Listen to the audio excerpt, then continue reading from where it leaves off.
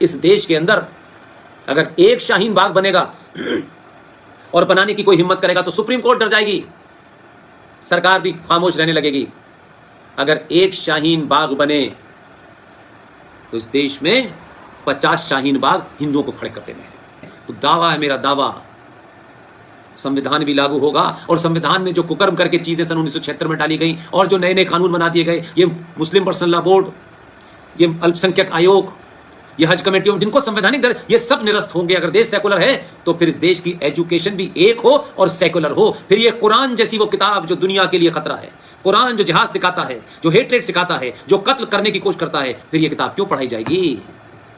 Allahabad high court ने 2011 में एक फैसला दिया था जिसकी चर्चा मैं कर रहा हूं। दिल्ली में बहुत सारे टेलीविजन के लोग आए हैं लेकिन वो बता नहीं पा रहे हैं, वो कुरान शरीफ को गीता से जोड़ रहे हैं।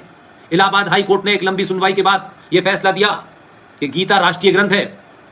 लंबी लंबी दाढ़ियां, छोटा भाई का पजामा, बड़े भाई का कुर्ता पहने, गोल टोपी लगाने वाले कुछ आ गए, कुछ वो मक्कार कन्वर्टेड ईसाई, नाम क्या है इनका, बिशप रामलाल, ये सब पहुंच गए इलाहाबाद हाई कोर्ट में। हाई कोर्ट के चीफ जस्टिस ने कहा बताइए, जो बेंच ने बताइए इसमें धर्म क्या है। उसकी बड़ी पढ़ाई की, पूरा ट्रांसलेशन किया, ना कोई क्रिश्चियन ना कोई मुसलमान ये साबित कर पाया कि गीता कोई धार्मिक किताब है। उन्होंने कहा ये राष्ट्रीय ग्रंथ होना चाहिए। उसके बाद उन्होंने अपील नहीं की, उनको मालूम था कि अगर हम अपील करेंगे सुप्रीम कोर्ट में तो प्रदेश के अंदर तो ये सब जगह लागू हो जाएगी। चुपचाप रहे, इलाहाबाद हाई कोर्ट के फैसले को चैलेंज नहीं किया। Justice SN. श्रीवास्तव ने जब यह फैसला दिया, ये बात अलग है कि उनको बाद में गार्ड मिले, उनके ऊपर कई हमले भी हुए और उनकी जान को खतरा रहा, लेकिन इलाहाबाद हाई कोर्ट के इस फैसले को मध्य प्रदेश सरकार ने माना और उनके यहां राष्ट्रीय ग्रंथ घोषित हो चुका है। लेकिन जो लोग आज कुरान शरीफ की गीता से तुलना करते हैं वो महामूर्ख हैं।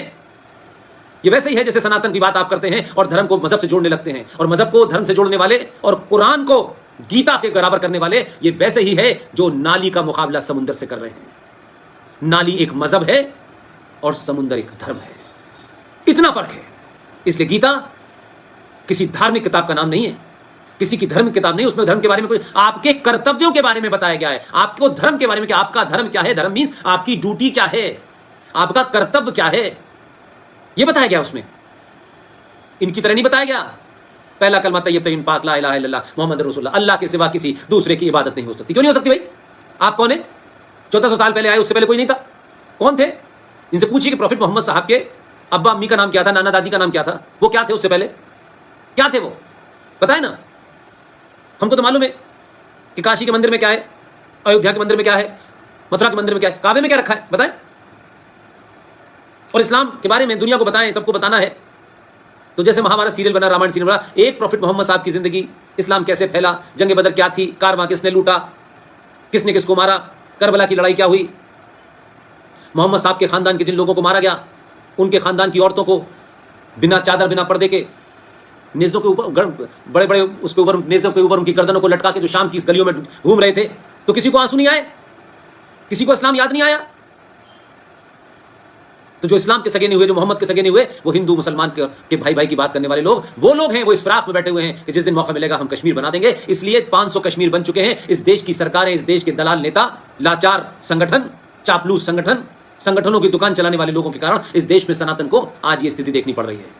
और मुझे खुशी है कि आज गली गली, मोहल्ले मोहल्ले, शहर शहर लोग चीज़ों को जानना चाहते हैं।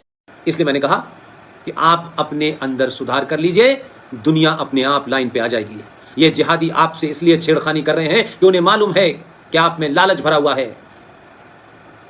बांग्लादेश बॉर्डर पर अगर हजारों मुसलमान वहां से यहां तक आते हैं, म्यांमार की सीमा पार करके लाखों रोहिंग्या मुसलमान अगर जम्मू कश्मीर में जाकर के जम्मू हिंदू बहुल एरिया में बस जाते हैं, तो इसका मतलब है कि हमारे तंत्र में, व्यवस्था में दलाल, चोर, लालची, गद्दार बैठे हैं जो चंद रुपयों के लिए इस देश की सीमाओं की रक्षा करने से मना करके गद्दारों को अंदर आने देते हैं।